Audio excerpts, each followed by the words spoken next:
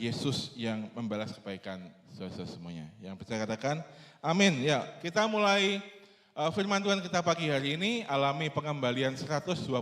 Kita katakan bersama-sama, 1, 2, 3. Alami pengembalian 120%. So, jadi apa yang dimaksudkan pengembalian 120%?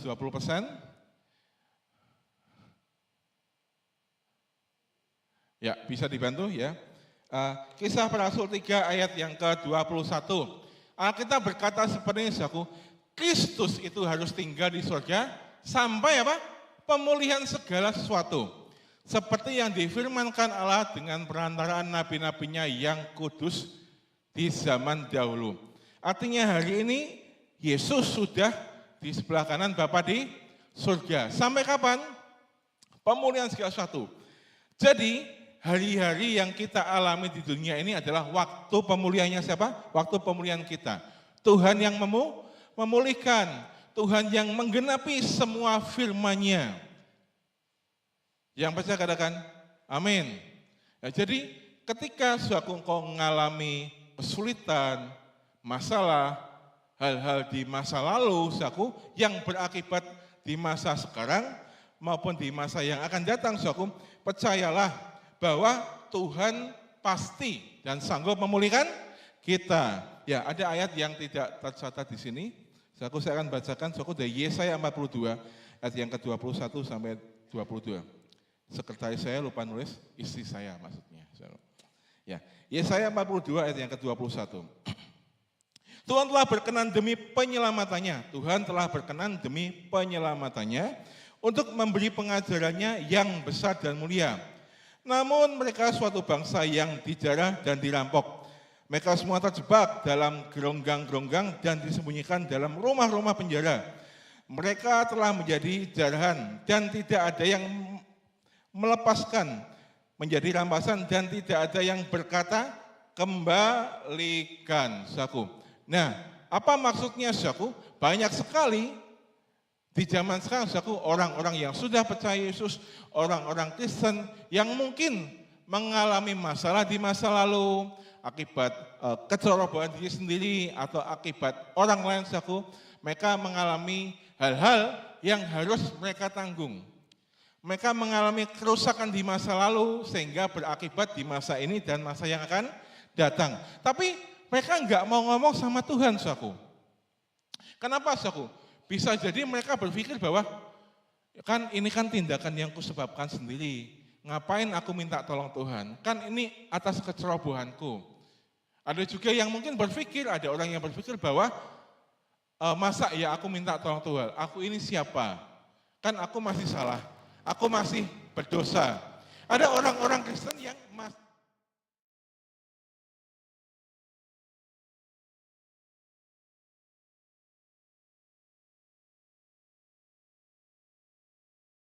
kesusahan, dia menanggung kewajiban-kewajiban besar yang harus dibayarkan di masa kini maupun di masa yang akan datang. Dia nggak mau minta tolong Tuhan, karena dia merasa nggak layak. Loh, ngapain ya aku minta tolong Tuhan? Ya kan kesalahan aku buat sendiri. Kalau minta tolong Tuhan sungkan. Ada orang-orang yang berpikir seperti itu. Padahal Alkitab ngomong bahwa Tuhan berkenan, saudaraku. Jadi kalau Anda mengalami tragedi-tragedi, kesalahan-kesalahan di masa lalu yang berakibat di masa ini maupun di masa yang akan datang, contohnya seperti pada zaman COVID waktu lalu, saudaraku. Ya, banyak orang di layoff, banyak orang di PHK, banyak orang dipecat sehingga dia nggak bisa membiayai keluarganya, sehingga mungkin terlilit utang atau melalui masa-masa sulit yang membuat harta bendanya habis, saudaraku. Ya, tapi orang nggak mau ngomong sama Tuhan. Ya kemarin kan COVID, semua susah.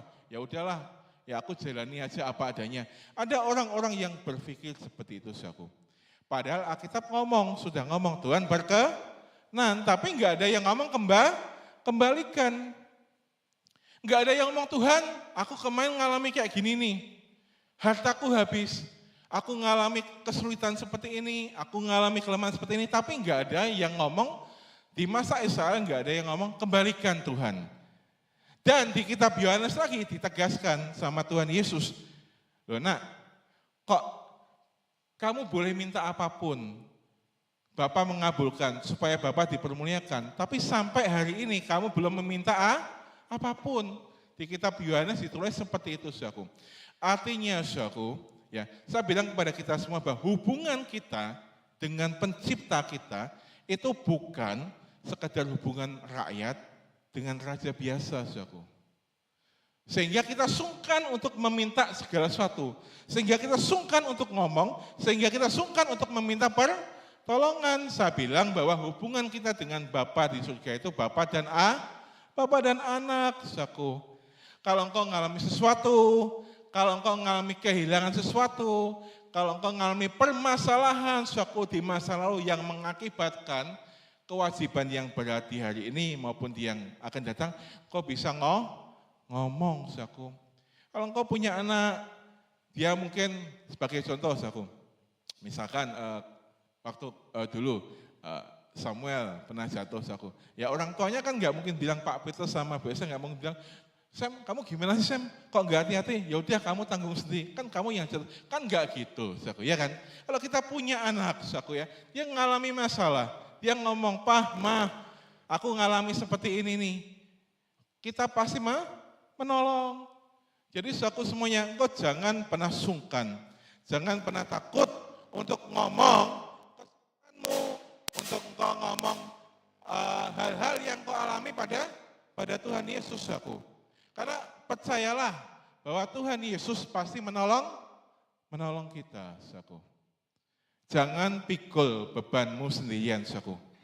Ngomong sama Yesus, saudaraku. Kalau engkau punya permasalahan, engkau punya tantangan, engkau tanggung sendiri, kau akan berat, saudaraku. Seberapa dalam kantong Anda, seberapa kuat fisiknya Anda, saudaraku. Seberapa kuat kekuatan Anda itu, saudaraku. Anda butuh pertolongan dari pribadi yang levelnya lebih tinggi. Ya, Yesus adalah Tuhan yang maha besar, maha segala sesuatu.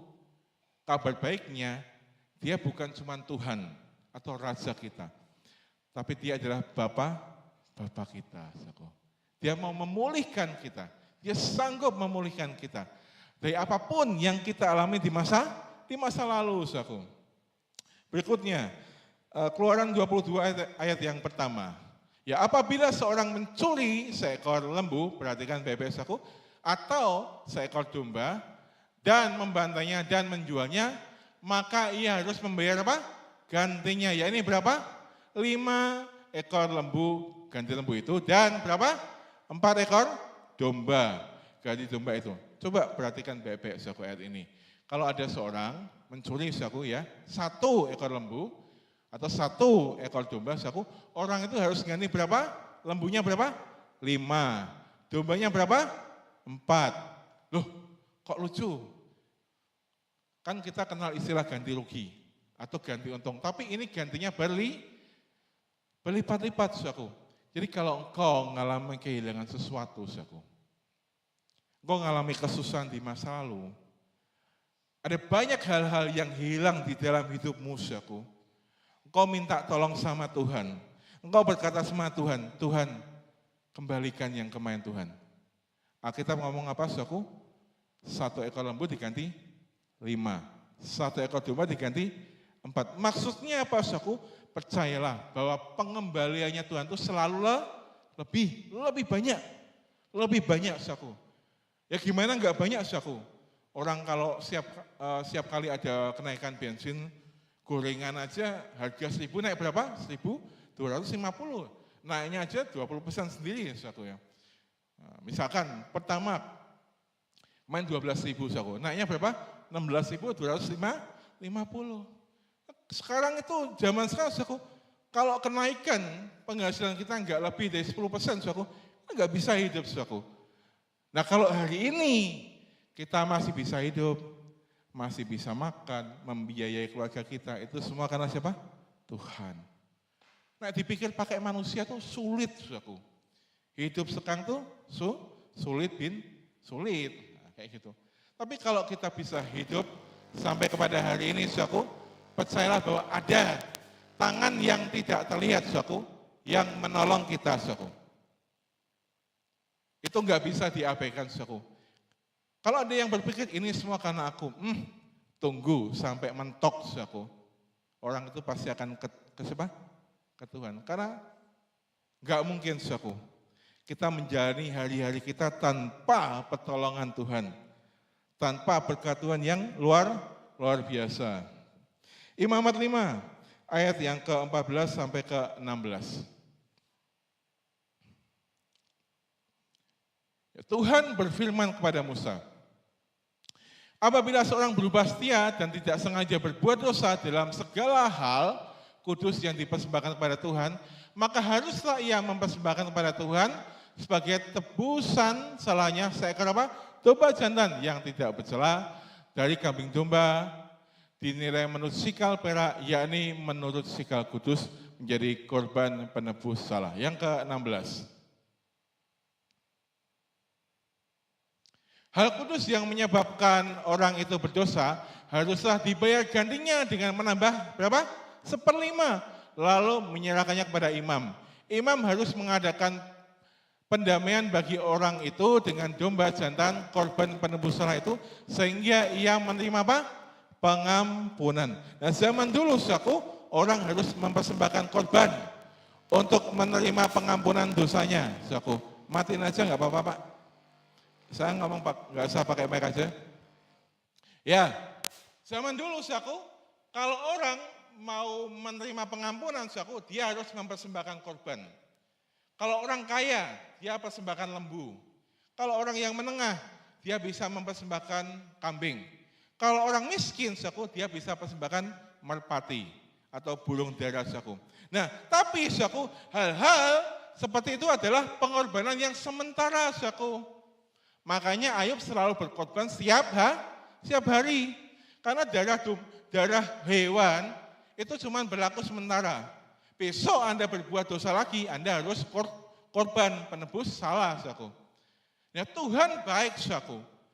Tuhan mau menjembatani, Yesus mau menjembatani, sehingga kita selalu diperdamaikan dengan Allah Bapa di surga. Sehingga Bapa di surga mempunyai inisiatif untuk mengutus anaknya yang tunggal, yaitu siapa? Yesus Kristus, saudaraku. Dia yang menjadi korban penebus salah kita, saudaraku. Sehingga dia dikorbankan, darahnya dicurahkan. Berapa kali? 1 kali untuk selama-lamanya. Nah, bayangkan saudaraku, kalau hari ini kita masih mengadopsi hal-hal di perjanjian lama, saudaraku ya. Ini gereja isinya enggak orang ganteng, orang cantik, isinya bau amis aku. Karena isinya datang nyembelih. Bayangin aku. Hari ini kita dimudahkan aku. Kalau ibadah tinggal datang dengan firman, aku nyanyi, aku kayak itu hal yang mudah. Kalau kita mengadopsi cara zaman dulu, aku datang bawanya bukan bawa diri tapi bawa apa? Bawa kambing, belum sampai teras, gereja sudah mak peletuk dia keluar kacang hijaunya. Aduh, ibadah enggak banget saku. Tapi hari ini saku, Yesus menyerahkan dirinya menjadi korban penebus salah kita. Dan dia bayar harga mahal sekali saku. Mahal sekali. Sehingga hari ini kita menikmati segala sesuatu yang terbaik saku. Cukup dia korbankan 1 kali dirinya dan kita sudah menikmati semua kebaikan Yesus aku. Ayat berikutnya, Imamat berapa nih? Mazmur 69 ayat yang ke-5. Nah, orang-orang yang membenci aku tanpa alasan lebih banyak daripada rambut di kepalaku. Terlalu besar jumlah orang-orang yang hendak membinasakan aku. Yang memusuhi aku tanpa sebab. Aku dipaksa untuk mengembalikan apa yang tidak aku rampas. Nah, Daud aku mendapat pewahyuan tentang siapa? Yesus. Yesus semasa hidupnya banyak berbuat baik, melakukan hal yang benar, banyak menyembuhin orang, aku. Melakukan hal-hal yang ajaib, hal-hal yang luar biasa. Tapi apakah semua orang disenangkan jawabannya? Tidak. Bahkan ahli-ahli Taurat, orang-orang Farisi, saudaraku, setiap hari selalu berusaha membunuh Yesus. Ya, siap baik selalu berusaha membunuh Yesus, saudaraku. Sehingga Daud ngomong seperti ini, saudaraku. Nah, bagaimana caranya? Alkitab ngomong, Daud ngomong, Yesus dipaksa untuk mengembalikan apa yang tidak kurampas, saudaraku. Sebenarnya yang harusnya tergantung di kayu salib itu siapa, saudaraku? Kita. Kita ini berdosa, upahnya apa, saudaraku? Maut, saudaraku. Harusnya kita yang digantung. Tapi kita mengalami pertukaran ilahi, yaitu Yesus yang menggantikan kita untuk digantung di mana? Kayu salib. Yesus rela jadi miskin supaya kita jadi kaya oleh karena kemiskinannya, saudaraku. Kalau kita